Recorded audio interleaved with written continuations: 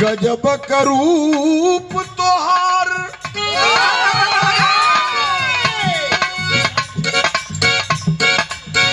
गजब का रूप तोहारे गजब सुरतिया तू पौलू न हो। बोला बोला बोला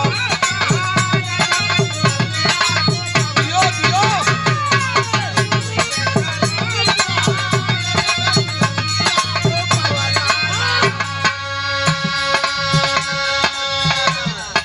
यही लॉकडाउनवा में लॉकडाउन तो इतना फंसा दिले आदमी के जे घरे से बाहर निकले पुलिस वाले लाठी लेके सम्मान करे बदे खड़ा रहे। ऐसा सम्मान करे कितना लोगों के तो जीवन भर याद हुई। लॉकडाउनवा में लड़की लड़का से प्यार हो गया फोनों पर कुल बतियावे। और जब लॉकडाउन थोड़ा खुलल है लड़का बोलौले की आवा वही पाड़ेपुर चौराहे पर। लड़की पहुंचल लड़का पहुंचल। जब लड़का लड़की के देखलेस खलेस की अरे बाप रे बाप। अब ही तो फोनों पे इनकर आवाज सुनत रहली मिश्री से ढेर मीठी इनकर आवाज रहल। लेकिन आज देखे के मिल गयल भगवान बड़े फुर्सत से तुम्हें बनौले हुआ। इतनी नीक लड़की रहल इतनी नीक लड़की रहल जितनी नीक आज नूर जहां लगत है। लड़का कहता नहीं सुना हो सुना का खल गजब का रूप तोहार गजब सुरतिया तू पवलू न हो।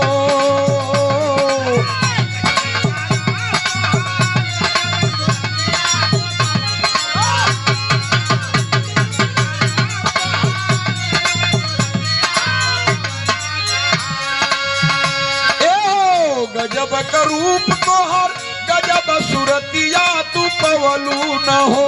गोरी हम के दीवाना बनवलू न हो।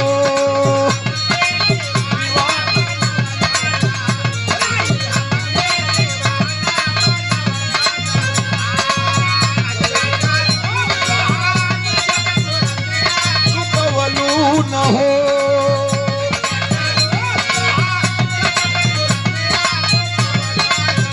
रानी हम के दीवाना बनवलू न हो।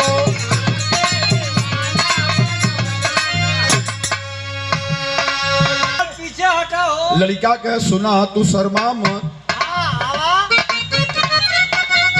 झलक बदान तोहार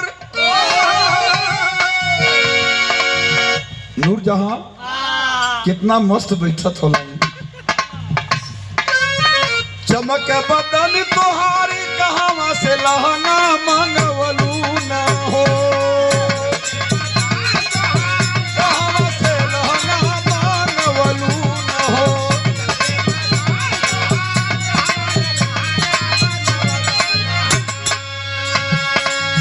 झलक बदन तोहारी कहां से कुर्ती सियवलू न हो।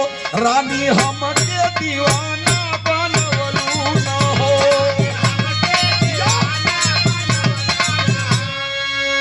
लड़किया के का कहत हुआ फालतू कल सुना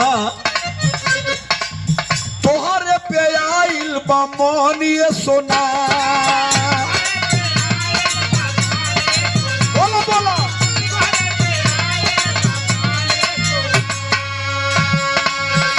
कह तोहरा पे आइल बा मोनिए सोना।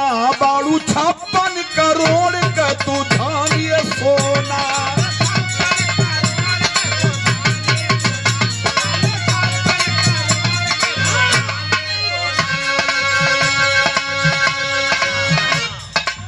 बजरा बोलवलू ना हम के चिखवलू मुवलू न हो। हम के चिखवलू सकवलू न हो।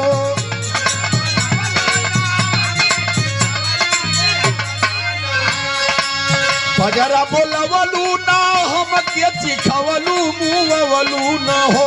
रानी हम के दीवाना बनवलू न हो।